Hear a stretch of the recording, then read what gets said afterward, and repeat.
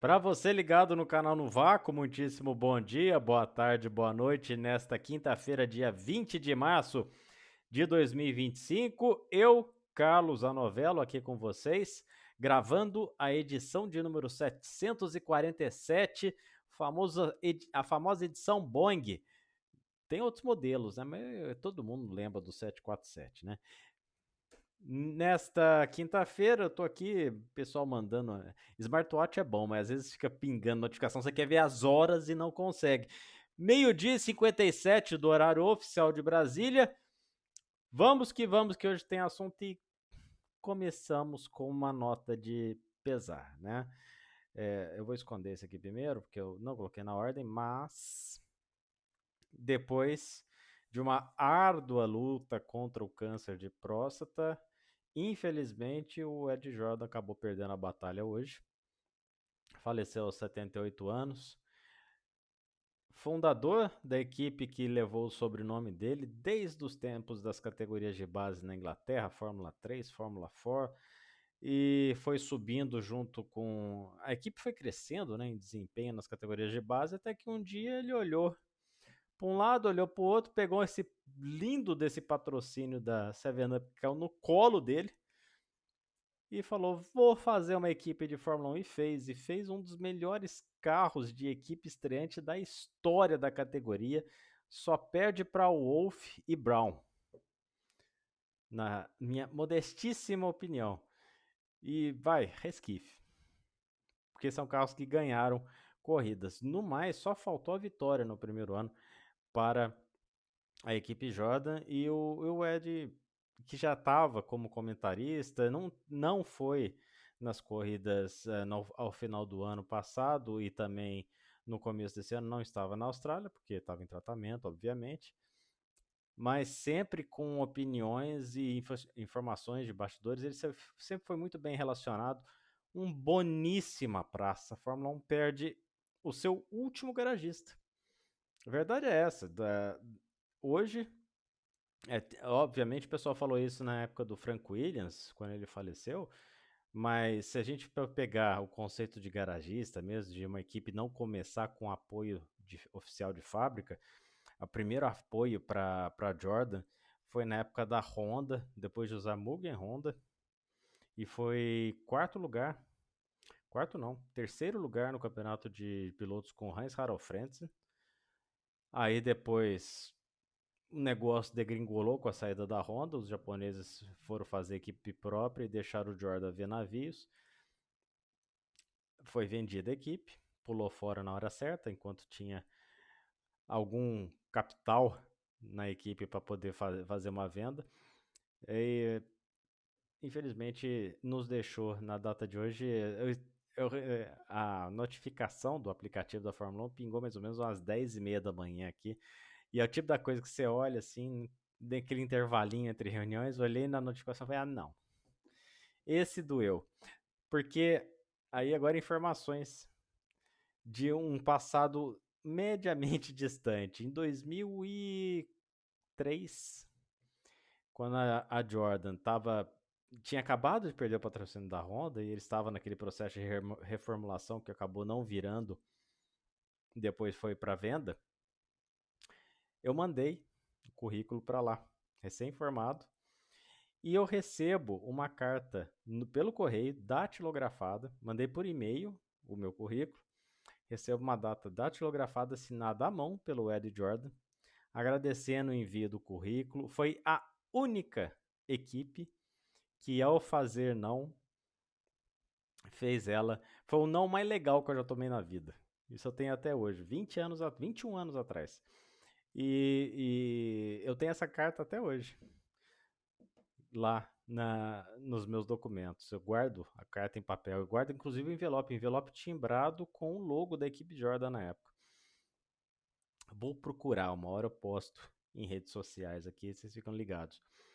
Mas, boníssima praça, muito bem relacionado, acabou nos deixando. A Jordan aqui em 91 ficou famosa por permitir a estreia do Michael Schumacher na categoria, com aquela classificação muito boa feita para o Grande Prêmio da Bélgica. Largou em sétimo, se eu não me engano, aí depois subiu a Radillion, acabou a transmissão do Schumacher, ele acabou ficando pelo caminho. E ali, ao final daquele ano, começou a saga de venda de lugares na equipe, até que chegou depois a Yamaha com a petrolífera sul-africana Sasol. O carro, o motor era muito pesado, o Gujamin já estava pelas últimas também junto com o Modena, e depois entrou o Rubens Barrichello. Então foi a equipe também que permitiu a estreia do Rubens Barrichello. O Barrichello ficou lá até 1996. Não, ficou até 95, 96, 97 ele já estava de Stewart. Perde, obviamente, nessa semana de Grande Prêmio da China, que a gente vai entrar no assunto daqui a pouco, serão rendidas homenagens. Espero que a Fórmula 1 faça a mesma homenagem que fez ao Didi Masterchitz quando ele faleceu no final de semana do Grande Prêmio lá de Austin. E será realmente uma personagem lembrada nos alfarrábios da Fórmula 1. Vai em paz, Ed Jordan. A gente deixa aqui o recado em português para a família, para que tenha forças nesse momento difícil. Ficam aqui nossas orações para a família e para o Ed Jordan, para fazer essa passagem com a maior paz possível, tá bom?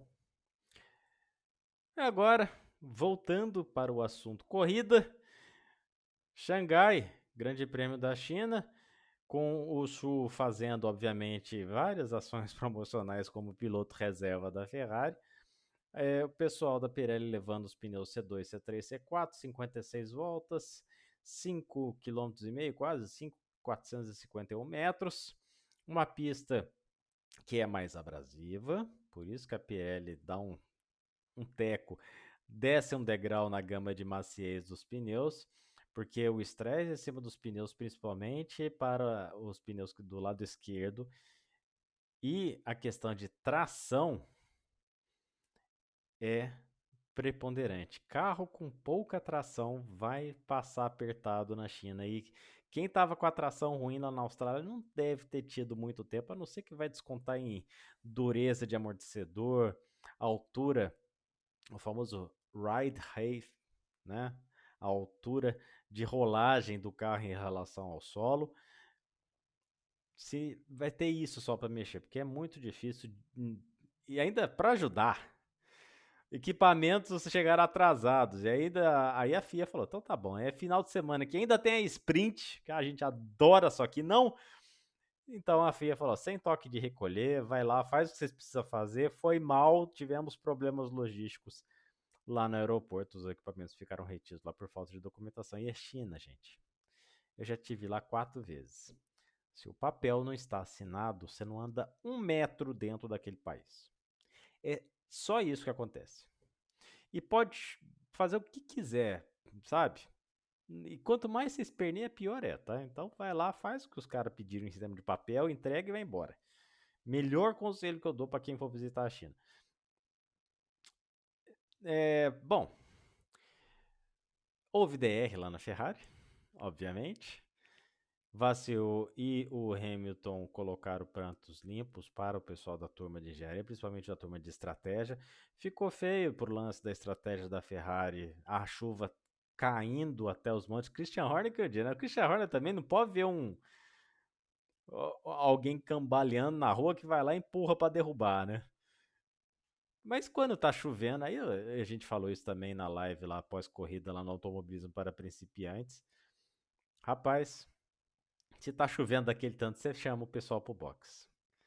Porque não tava chovendo. Eu já falei isso na segunda-feira. Não é Spa, que é do outro lado do mundo. Era Austrália. Tava chovendo ali, tudo na região, tá bom? Cambagem dianteira e traseira. Eu achei a cambagem máxima alta pela tipo de maciez, né? Pela gama de maciez dos pneus. C2, C3, C4, você colocar menos 3 na dianteira, vai ter pneu pedindo água. É prova para 2 paradas. O pneu C3, que é o único que será utilizado em todas as corridas na temporada toda, ele vai ser como médio nessa corrida. Ou seja, vai ter gente salvando, guardando pneu médio para o final de semana. Previsão do tempo é de sol, tempo limpo, baixíssima previsão de chuva, coisa de 8 a 12%. Possivelmente, a não ser que, né, monções entrem em ação, a chance de chuva lá na China é muito baixa. Boa notícia para a McLaren, que vai ter em uma pista com várias mudanças de direção, principalmente ali no primeiro e no começo do primeiro setor e ali no segundo setor. São curvas em sequência, com curvas de raio longo. E pelo que a gente viu lá no Bahrein, pela curva 11, que é o nosso parâmetro, McLaren vai se esbaldar, dobradinha McLareniana nesse final de semana. Piastri em primeiro, Norris em segundo. E vou de Russell em terceiro, porque não acredito. Apesar de saber que é Max Verstappen lá do lado da Red Bull, mas com pista seca, a Mercedes, nesse nível de temperatura, a gente viu isso lá na Austrália, a aderência do carro está muito boa. E a temperatura máxima nesse final de semana na China por volta de 24 graus. Isso para a temperatura do asfalto dá 39 a 42, dependendo da insolação, incidência de raios UV. Como tem muita poluição lá na China, vai ser a incidência de UV baixa. Então vai ser uma pista, assim, temperatura de asfalto, delícia de acertar carro. Mercedes pode surpreender. Por isso, Russell em terceiro. Tá bom? Então, Piastri, Norris e Russell. Esta é a aposta de Queen para segunda-feira. No mais, os estreantes, tirando Antonelli, que fez uma boa estreia, assim, tirando não, vai. Incluindo Antonelli, que fez uma boa estreia e precisa manter a boa impressão, a galera que saiu batendo sozinha precisa botar as barbinhas de molho e completar a corrida. Precisa de milhagem. Hadjar, Bortoleto, Durham, essa galera precisa completar uma prova. E ouso dizer que até o Berman, que fez umas corridas boas quando precisou ano passado, mas o começo de temporada do Berman olha para cara do outro e fala: cadê aquele?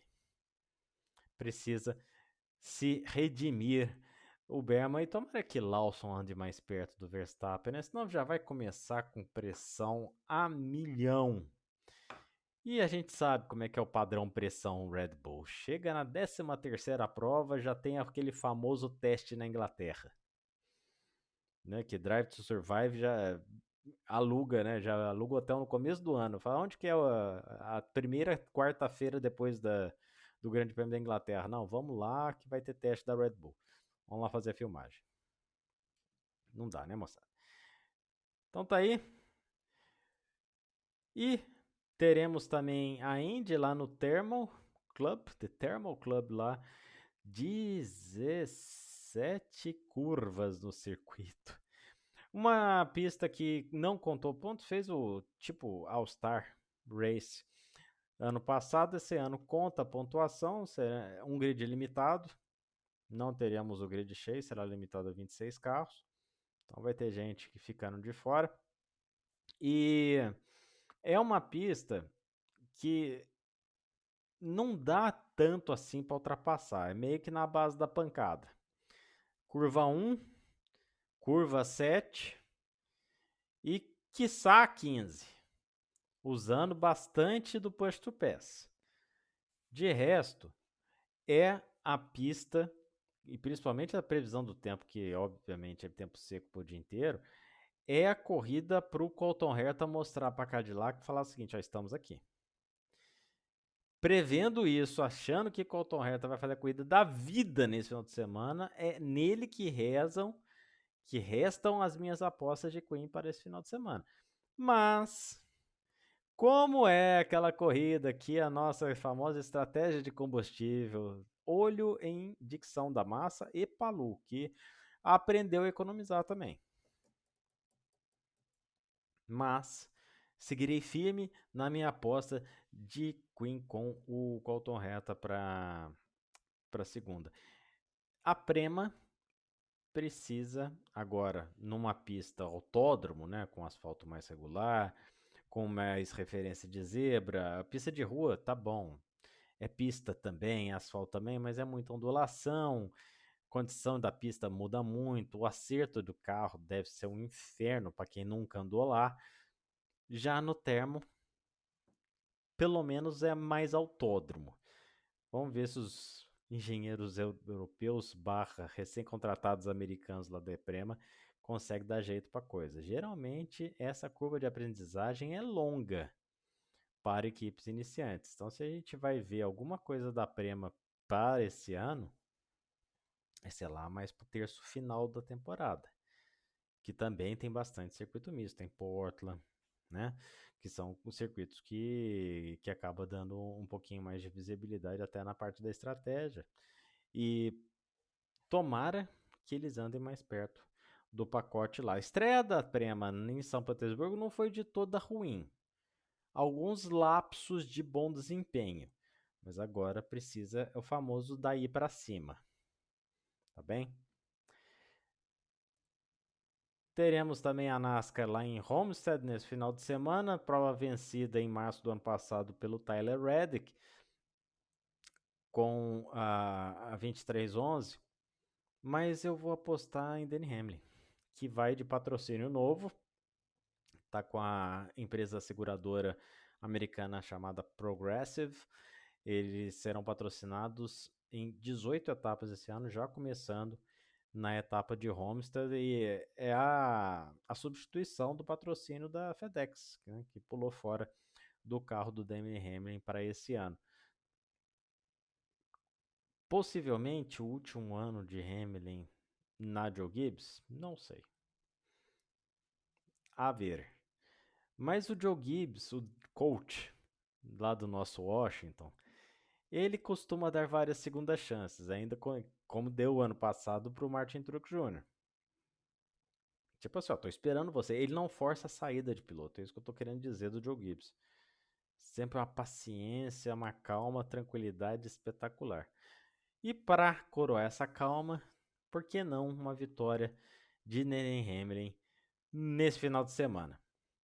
E teremos também o WRC, o World Rally Championship. Estamos tendo, né? Está acontecendo, já começou. Está aqui o resultado do Rally ao final da segunda especial de hoje, com Otanak liderando, Katsuta em segundo, Munster em terceiro e Rovan Perot aparecendo só na quarta colocação à frente do Evans. Thierry Neuville numa estranhíssima oitava colocação, num tipo de piso que o Neuville não é o Rovan Perot, mas também não é ruim, porque ele não vai andar ali junto com o Kajaktanovic, o polonês. Ele é um pouquinho melhor do que isso. E não vai tomar esse cacete que ele está tomando do Evans. Então espera-se que o Neuville, atual campeão, dá aquele saltinho ao longo do final de semana. O Tanak de vez em quando brilha e parece que será esse final de semana. Esperamos que eu faça para dar mais graça no campeonato, porque o Evans, do jeito que está andando, possivelmente leva esse campeonato com alguma facilidade, tá bom? Você que acompanha lá o grid de largada, viu que participamos. Primeiro agradecer aqui ao Fábio, ao Luiz, o convite feito para entrevistar junto com eles o Guto Nejaim, ex-narrador da MotoGP no Sport TV. Segundo ele, fazia 5 anos, faz agora 5 anos que ele saiu da Sport TV como narrador lá da categoria. Estava comentando pela Sport TV de Portugal. E agradecer o Guto, gente, que boa praça. Tanto na entrevista, isso vocês podem conferir lá, mas também no off. As histórias de off eu não posso contar os off que a gente ouviu ontem, mas Guto Nejaim, ó, obrigado pela chance de poder entrevistar vocês e também para poder entrevistar você e você aceitou o convite do Fábio e agradecer o Fábio e o Luiz que me convidaram lá para participar do programa ontem. 1h50, era para durar 1h10, mas aí, gente. O homem gosta de falar, eu gosto de perguntar, a gente é curioso, vai. A pergunta uma atrás da outra, 40 minutos além do tempo, tinha gente lá que ia matar a gente dentro da live. Bom, o Canal no Vácuo fica por aqui, a gente volta na segunda-feira com só tocando Queen, vamos acertar tudo. Ah, Rally, não deixei minha aposta do Rally. Evans, a remontada. Apesar desse brilhareco de sexta-feira, de quinta-feira, perdão, do Tanaka. Então, tocaremos Queen à torta e à direito. Você que chegou até aqui, está nos assistindo pela primeira vez, lembre-se de dar o like, compartilhar esse vídeo nas redes sociais, deixar seu comentário, inscreva-se no canal e ative as notificações de vídeo ao vivo, porque aqui, vocês já perceberam, né? A gente grava a hora que dá. Enquanto não monetiza, tá aqui o QR Code para você fazer aquela graça. E se estiver assistindo pelo celular, a gente deixa a chave na descrição do vídeo. Um grande abraço para vocês. Segunda-feira, juízo neste final de semana. Estúdios A, sua vinheta. Tchau, tchau.